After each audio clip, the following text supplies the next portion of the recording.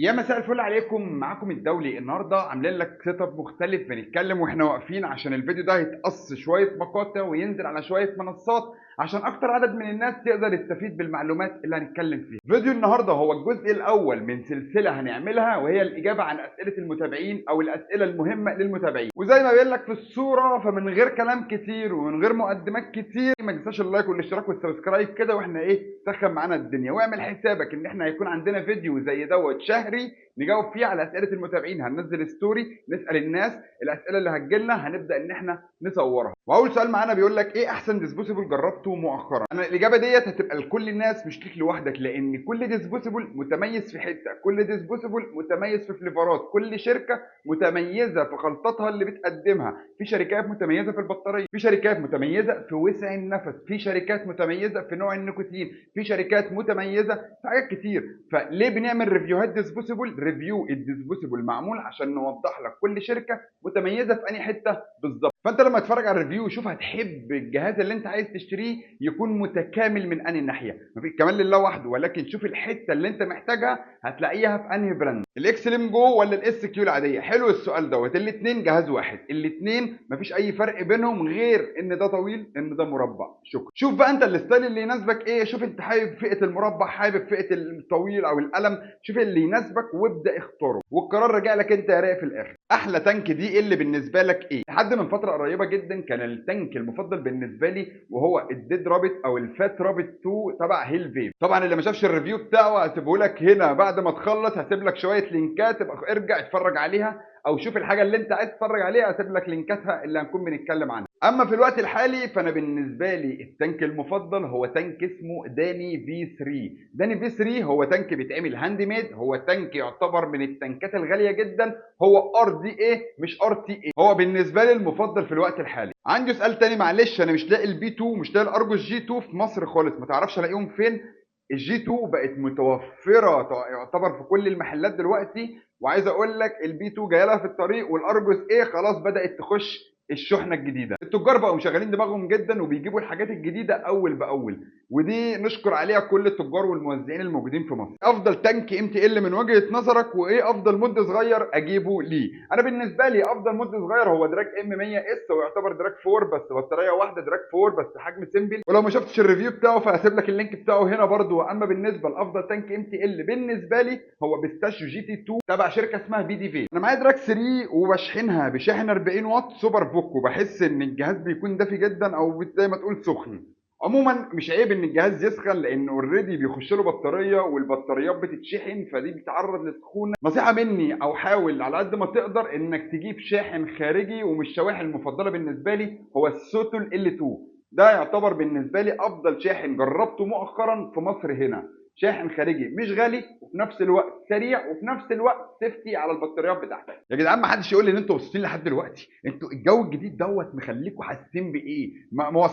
بصوا، اي نعم انا مش حركه اوفر، ولكن مشي الدنيا معايا. ادينا بنجرب حاجه جديده، واللي موافق على الموضوع ان احنا نعمل بشكل شهري او حلقه بشكل شهري عن الموضوع دوت اللايك، وقول لي في الكومنتات ان انت موافق وعايز حلقه وعندك سؤال كمان. سعر اكس ليم جو، عموما انا ما اعرفش اسعار اي حاجه، انا مش ببيع اي حاجه عشان ما حدش يسالني على اسعار. انا مش ستور، انا مش موزع، انا مش تاجر. فلو عندك سؤال عن منتج معين تقدر باسهل طريقه تخش على جوجل او جوجل مابس، تكتب فيب ستور، هيظهر لك كل المحلات بتاعت الفيب في المنطقه اللي انت ساكن فيها. تقدر تخش على اللينك، هتدوس اتصال، السلام عليكم. وعليكم السلام. طب انا يا فندم عايز التانك الفلاني، يا فندم انا عايز الليكويد الفلاني، طب يا فندم انا عايز الجهاز او البود الفلاني.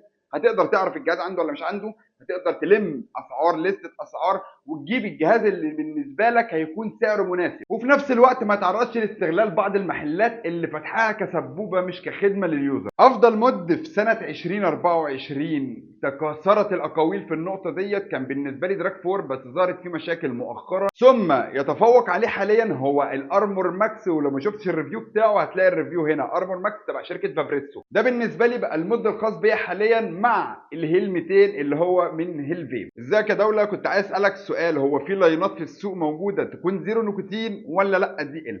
كل اللاينات اللي موجوده في مصر في منها زيرو نيكوتين. بالنسبه للدي ال في منها زيرو نيكوتين، 3 نيكوتين، 6، فيها نيكوتين. شوف اللي يناسبك، دور على المكان او اتواصل مع الصفحه ذات نفسها الرسميه بتاعت اللاين او صاحب اللاين، اوصل له يعني اكتب اسم اللاين على الفيسبوك هيظهر لك كل التفاصيل بتاعته، كل البيانات او كل حاجه انت تقدر تتواصل معاه بيها. طب الاقي فين؟ انا في المكان الفلاني. اقرب فرع او اقرب محل عنده هيقول لك المحل الفلاني، او عندك شحن هيقول لك اوكي عندي شحن. معايا تانك بتاع ريفنجر اكس، عادي احط التانك على اي مود، هو عادي هيشتغل معاك على اي مود، ولكن هو تانك مش حلو، تانك قديم الازل حرفيا وانتهت صلاحيته.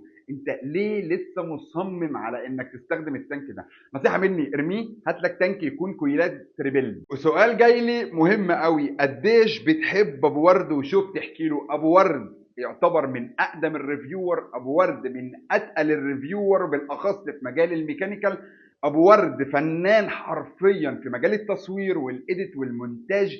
عايز اقول لك ان انا لو ابو ورد مش ريفيور كنت قلت له تعالى اعمل لي ابجريد في حياتي، ابجريد في قناتي. دماغه متكلفه. ابو ورد اكتر بالنسبه لي من اخ، ومن اكتر الناس اللي دعمتني هو وابو فارس صاحب اكونت فيب جيك كيو 8. هما الاثنين من اكتر الناس اللي دعموني معنويا. شكرا ليهم وربنا يديم المحبه والاخوه بينا. بحبك ابو ورد انت وكل اهل الاردن. ارجوس برو ولا دراج اكس ولا تارجت 200؟ بالنسبه لي هو مفيش مقارنه بين واحد في الثلاثة او اتنين من الثلاثة. بص، لو بتسأل بين الارجوس برو والدراج اكس فهقول لك روح هات الارجوس برو دايركت. اما لو بتقارن من التارجت 200 فهو افضل من الاثنين التانيين، لانه مد بطاريات خارجيه وبطاريتين، فده اقوى، اداؤه احسن، هيعيش معاك اكتر، بتستعمله او بتستخدمه في حاجات اكتر بكتير من نظام البود مود. ايش افضل، دي ال او ام تي ال؟ انا بالنسبه لي الدي ال حاجه والام تي ال حاجه. بالنسبه لي انا راجل دي الاوي، بحب الشيشه، بحب الكلاوي، بحب الدخان الكتير، بحب مزاجه في ليفرات الدي ال.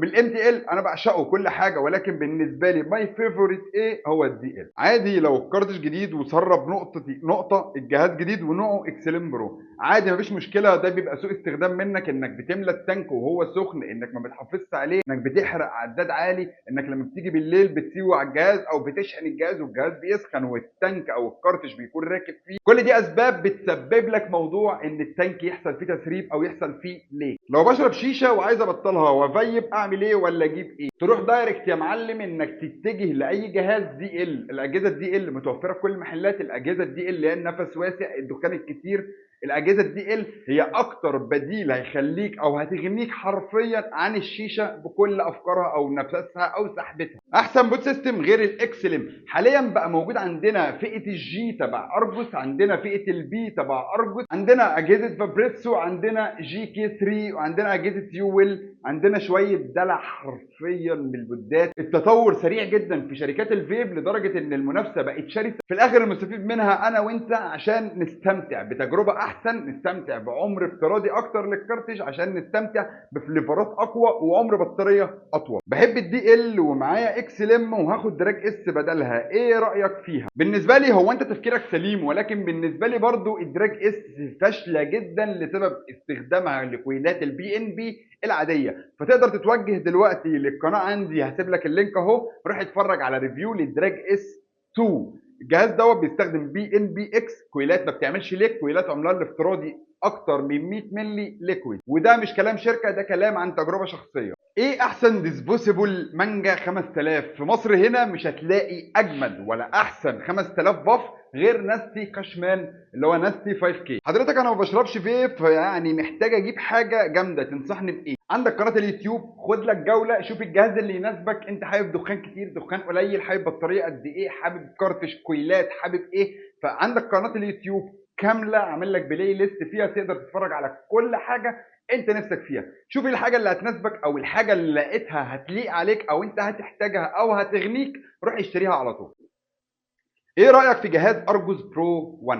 ارجوس برو 1 جهاز نجح، جهاز قوي، جهاز جبار. نصيحه مني ما تجيبوش وهات ارجوس برو 2. ليه؟ لان متعدل تعديل تام على التانك، متعدل تعديل تام على السوفت وير، تعديل تام في الازرار والاستخدام بتاعه. حضرتك عايز اعرف لاين لليكويد مصري فواكه يكون الفليفر باين والسكر مظبوط ام تي ال. انا بالنسبه لي ما بشربش ليكويد مصري كتير، فخليك متابعني باستمرار، لان اي حاجه بجربها بتعجبني بطلع اتكلم عنها. فاستعد ان احنا هنجرب شويه حاجات عندنا اكتر من اوتنج يعتبر بشكل شهري، فاستعد ان انت ما تسمعش مني، ما تسمعش من غيري، تعالى وجرب بنفسك كل انواع اللاينات المصريه وشوف اللي يناسبك واللي يناسب مزاجك. اكسلم برو ولا اكسلم اس كيو برو؟ اس كيو برو فرق عن الثانيه ان هي الشاشه الوان، فرق عن الثانيه ان البطاريه 1200 ملي امبير، فرق عن الثانيه حجمها والديزاين بتاعها.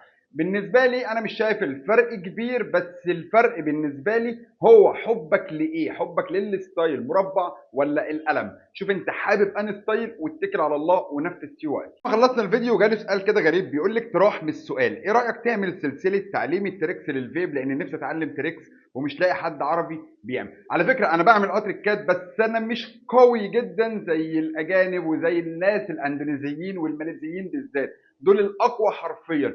بس انا بحاول اطور من نفسي حاليا عشان ادلعكم، عشان الناس بتحب المحتوى دوت، فانا هبهركم قريب. لو كملت معايا الفيديو لحد هنا فانا هستناك تعمل اللايك والاشتراك والسبسكرايب، وما تنساش تتابعنا على الانستجرام عشان هناك بناخد الاسئله من هناك، وهناخد اسئله تانية من الكومنتات بتاعت الفيديو دوت للحلقه الجديده. اخوك الدولي يمسي عليك، سلام.